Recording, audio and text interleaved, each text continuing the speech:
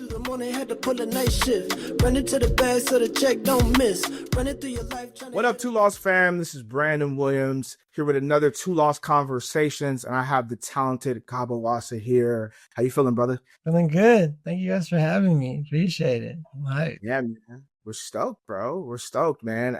You've been ripping it as of late. I mean, you've been ripping it for a while, but you've been ripping it as of late, and we're just so stoked to have you on this conversation, bro. You know, obviously, you're Congolese. I just kind of want to dive right into it. Would love to kind of understand that background. How has that impacted your music? Definitely. Yeah. So my mom's dad is from the Congo. My mom was also born in the Congo. Her maiden name is Kabwasa. And to keep us all connected with our Congolese roots, she gave me, my brother, and my sister all the same middle name. So her maiden name is all of our middle names. So Kabwasa is my middle name, comes from Congolese roots. It means be open, what it translates to. Yeah. Connects to the music, open audience, and just like accepting of all types of people and all walks. But that's the vibe. That's beautiful. You know, it's always like that beginning stage of an artist where you're like, I got to come up with a name. You know what I mean? And it's always tricky. I remember, you know, I was an MC, I was signed to Interscope, but like when I was signed, like I had like the craziest, I had multiple names.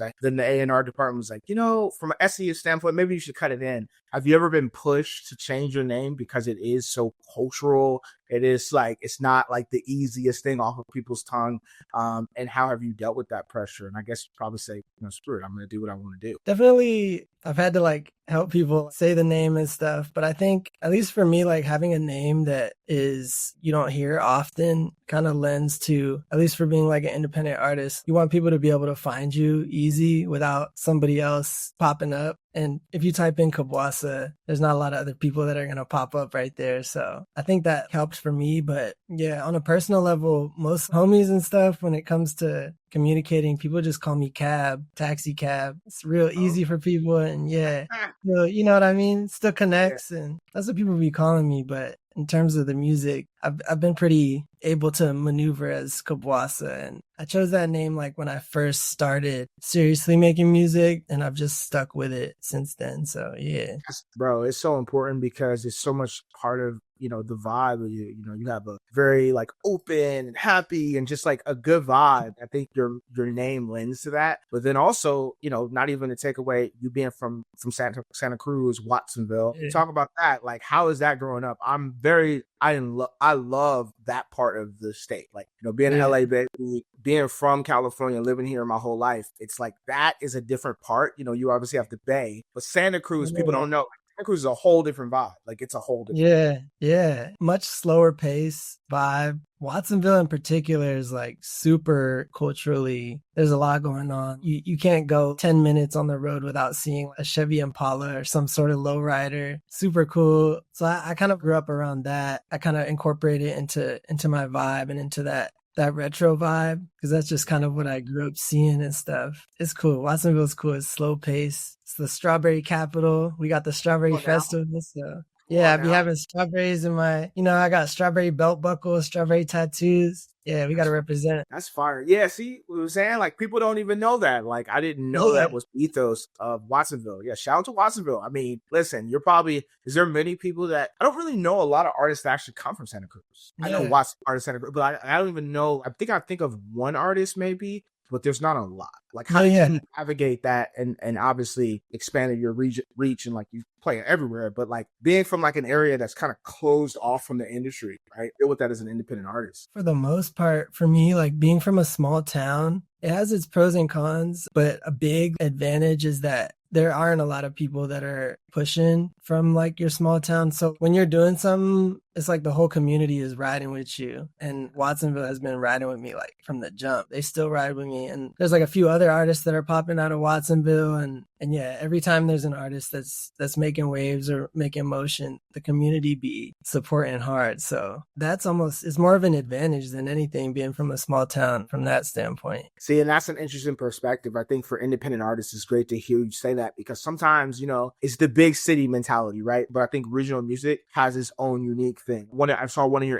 influences this Earth, Wind, and Fire and like Mhm. Attack and those kind of guys, like Anderson .Paak from Ventura. We claim him, LA claim him because Yeah. he started as Breezy Lovejoy. We love Breezy Lovejoy, and then he expanded who he is now as Anderson .Paak. What he represents for Ventura though, and Ventura County is part of LA culture, but it's like Ventura is like Santa Barbara kind of vibe. But we still at Ventura. I think it's so interesting because it's a regional thing. Same thing with you. Like your vibe to me fits that region, like you said, Watsonville, old school cars, lowrider, really cool retro aesthetic. It's like you go to Long Beach, same thing. There's like retro road. That's a vibe. So I think it's really cool to be from a region that's uniquely yours and uniquely you, and then like the community gets fine. I love that. Talk to me about your, I guess, quote unquote, first viral song. You've had a couple songs that have gone crazy, like How You Feeling, Jazz Blues, Tore Up Jeans, obviously All You Need. I know it's a co-primary, but like, how does it feel to have these records that are like in the millions, right? And you're like an independent artist. I'm just chilling, like I'm kicking it. How do you deal with the ups and downs and the highs and lows of that? Because it is like, great, you get all these wins, and then you're just still having to work. Like how do you work through that, bro?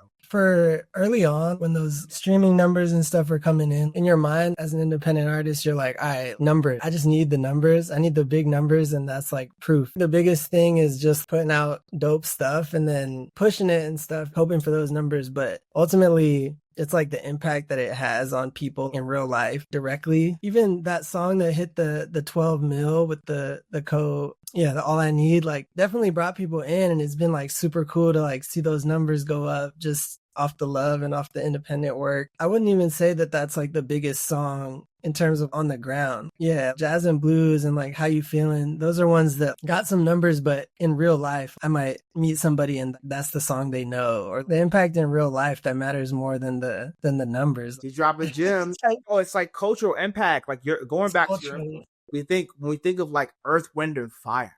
Obviously, we go back and we know the hits, but you don't think of how the impact is and how that music, you could still play it today at every cookout. You could play it at every, you know what I'm saying? There's songs that are just there. They're not thinking about how much it charted or how many it sold, because how many streams. It's still the same mentality of how do you make this ingrained in somebody's mind where it evokes an emotional reaction to the point that they feel like, yo, I got to tell bro, when I see him, this song changed my life. And that doesn't always happen or is quantifiable on streaming, right? You can't do that. So I think that's fire, bro. I love that. Yo, and also before I forget, you had this feature from How You Feeling going off of that. It was featured in Clown in a Cornfield. I had to tap in what that was. Are you a horror movie fan? Are you into that genre? How did that happen? Yeah, I love a good horror movie. We were working with a sync team, so we were sharing our music with them, and they're sharing it with some of these movies and like commercials and stuff like that. And they kind of just, I feel like syncs, it's just a good opportunity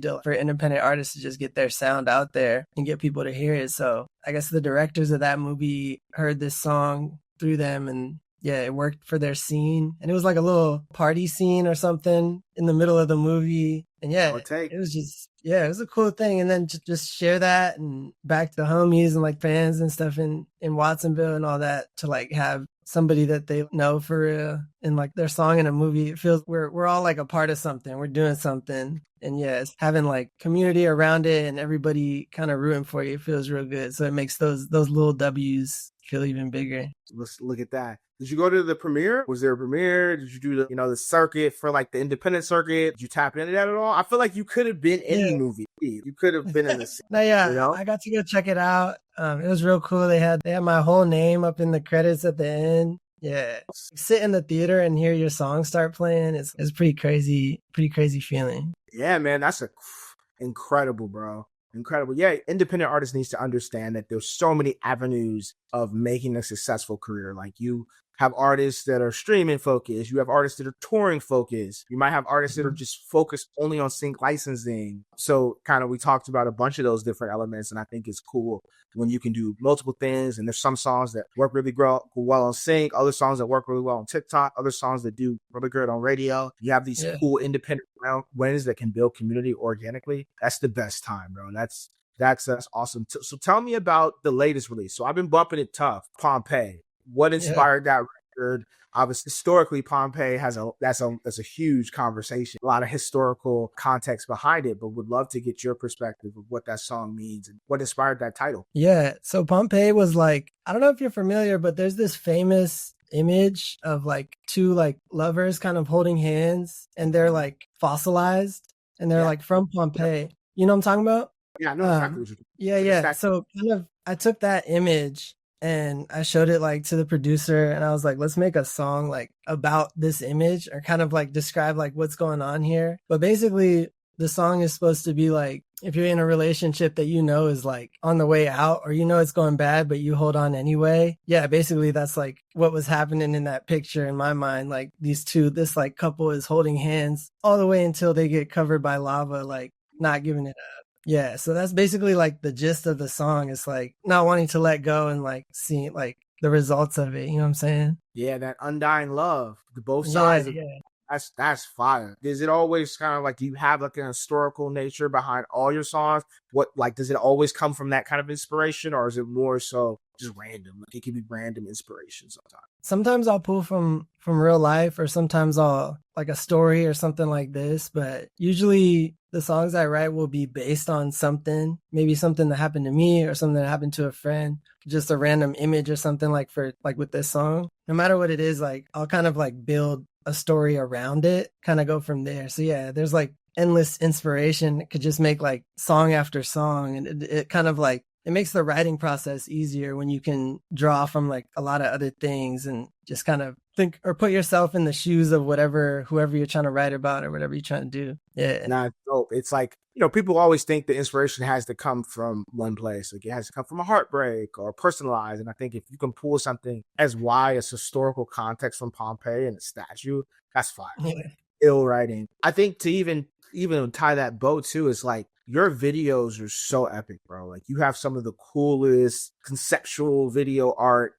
Does that tie in as well? Where does that come from? Because it kind of feels like you have like a team. Mm-hmm. Do you have your whole team, and does it start at the studio when you're in writing sessions and then it spills into creative, or is it like two separate processes? I feel like the biggest thing about like being an independent artist is like just working with your homies. So the reason why like my videos are like pretty consistent, and like the extras and stuff that are in there, and like the directors and producers, it's all just like the homies, really. So yeah, the visual concepts, I'll like bring it to like my bro and we'll talk about it, and then we'll get something popping. But yeah, ultimately, like, it's just like collaborative with the people around me, the people that like I care about and I love. So then like that love is kind of makes the visuals and the music and everything like super authentic. Yeah, because it's just coming out of a bunch of homies just trying to create some art. That's all there is to it. It's always been like that for you? Or like, did you collect the homies over time to be like, all right, bro, you down? And it was like, nah, I ain't really down. And eventually they were like, no, I see the vision. Or was it just right away? They were like, yo, whatever you need, bro, I'm in. Yeah. I mean, you meet people over time and like you get closer to people, and you know what I mean? Other people are developing their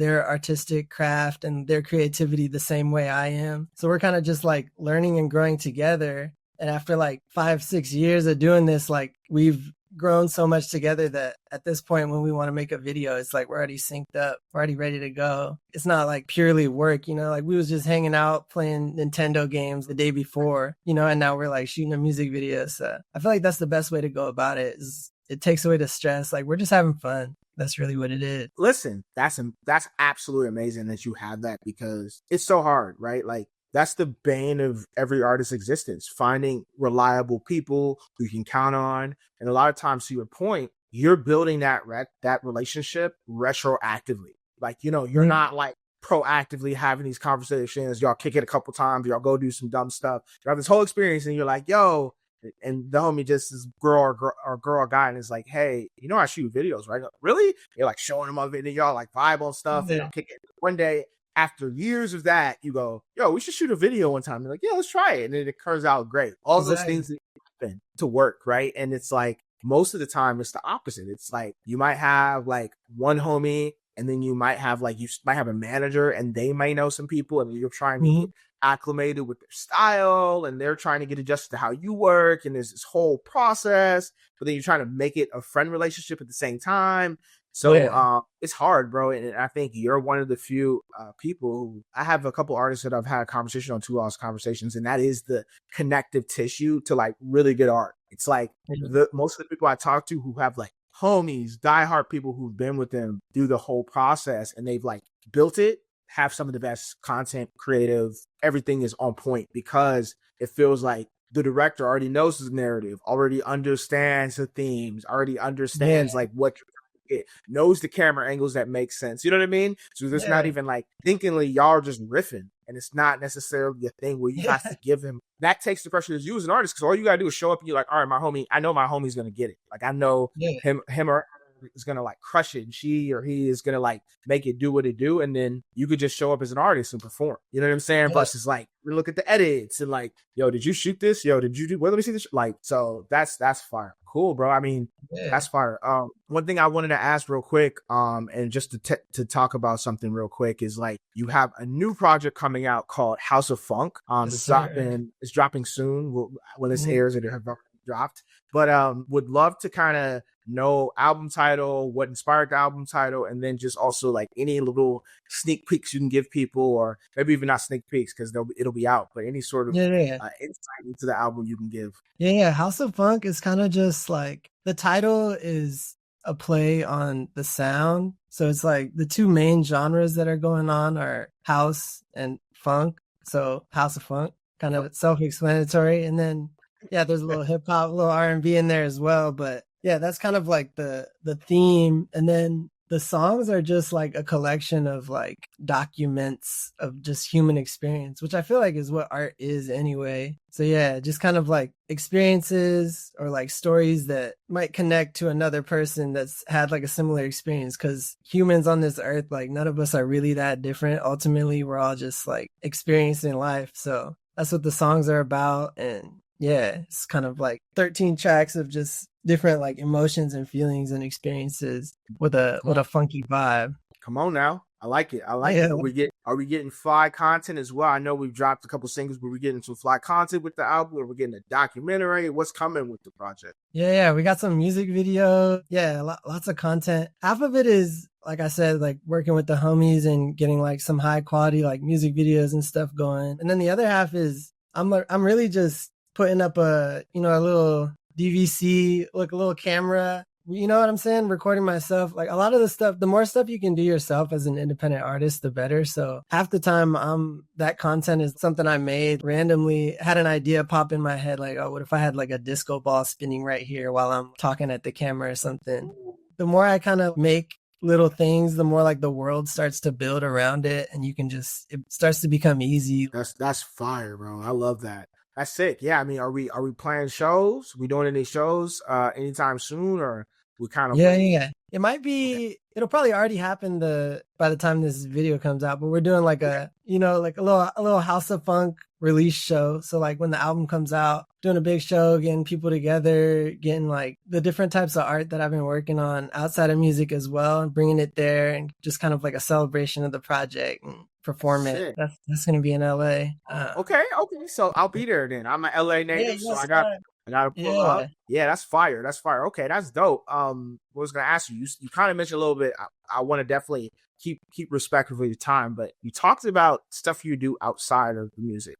It looks like you have Yeah, some art background. Are you a yeah. canvas? Like, I'm getting that kind of vibe going on. It's the Congo flag. But Woo! yeah. Okay. Yeah, Okay. for the art, like for me, I'm just like creating and like putting art into the world is like breathing. So you have to get it out, and it's not always in the form of music. But yeah, I started making. There was like a time like last year, a little over a year ago, when I was like, dang, I want some like flowy linen pants, but I couldn't find any that fit me. So then I went and bought like rolls of fabric and went on YouTube and learned how to make pants. And then I made like a line of pants and some like shirts and stuff. And that's like a part of the creative like world, similar vibe and energy of the album, but in a different artistic form, a different medium. Come on Yeah, now. just like Tyler, releasing the it. creator's not the only one that can come out with a line and do Right. music, multifaceted. Come on now. There's no shots at Tyler Right. Uptown. That's Fairfax. real. Yeah, Tyler's like a huge inspiration for that. Yeah. Just kind of like Yeah, it's more than just the project. You got to like build a whole world around it. You know, the fashion, like what you got on, because ultimately, yeah, the people that are rocking with you are like want to be a part of something, be a part of what you're doing. So like the more ways you can, you know, get people involved in the vision and like show it, and other people can connect to it. Yeah, I think that's the best. Like there might be people that don't even really know my music for real, but rock with my pants. Like, and those people are just as much a part of what we doing in the community as anybody else. So yeah. That's fire. I love that. That's dope. That's a great perspective to have as an independent artist, because most people won't take that initiative. You know, I went to fashion school. I'm a fashion baby and I love flat sketching, doing all that kind of stuff. But when it comes to sewing, God bless you that you want to do that. I am not. Sewing, I get the muslin going, I put the little pattern, and then that's when I'm like, all right, let the pros come in and they do all the real work. No, God bless you, man. I respect the fact that you are into that and you put that much dedication, because sometimes it's like you can put that dedication to music, but then it's hard to put it towards something else that's not like naturally just a thing that you've been doing forever. Yeah. You know what I mean? The fact that you were just able to get on YouTube, bust that down, do it like that, that's super dope. That's super dope. Yeah, Well, yeah, I guess I would love to know, you know, obviously you've been using our platform. You know, I would love to just hear your insight on like anything that you love about the Two Lost platform that you've used or you really just enjoyed as far as like a tool to help release music. Yeah, definitely. I've been making music since I want to say I started in like 2018, 2019. So I've been through like a few different distribution platforms. Rocked with a label one time on a project and like have like experienced like a lot of different ways of my music getting like distributed. But I feel like for the most part, starting to learn that most of the things that you would do with a label, you can do on your own. And with like a good distribution platform, like you can do all the things that they have to offer. You can do it on your own if you lock in. And Two Lost, like the way it's set up, it makes it so that it's almost like they know that you can do it on your own. So they give you everything that you need to do it on your own. Like there's a multi-link to like pre-save that you can send to people. They give you like, you can pitch, you can do all these things that like normally a label would be doing for you. And you have to like give up however much, like 50% or like you have to recoup or something like that. It makes it so you can just do all that stuff and now it's yours and you like, you know, you can be your own. Yeah, that's what I rock with about it. So yeah, this is like second project on here. Yeah. Yeah, man, we appreciate you, bro. You make some of the dopest music with some of the most unique. And I think the genre fusion is so dope that you bring in so many elements, and we need more diverse thinkers and people who are thinking outside the box on the platform. So we're very, very lucky to have you on our platform. So we really, really appreciate it. Well, brother, this has been an amazing conversation. I want to make sure people know where to find you as well, and tell them everywhere on social where they can find your stuff and find your music. Oh yeah, it's Kabwasa _ KABWASA and a little underscore, and it's like that on all the platforms, on TikTok, Instagram, Twitter, yeah, all that stuff. Yeah, and then on streaming, Kabwasa as well. So yeah, it's all gonna be out there, ready to go. I'm hyped. Heck yeah. Well, man, it's been a pleasure. Like I said, been an enjoyable conversation. I hope you've enjoyed it, man. Until next time, my brother. Really appreciate you, man. Appreciate you. Thank you. It's been great. Had to pull a night shift. Running to the bag so the check don't miss. Running through your life trying to hit a light.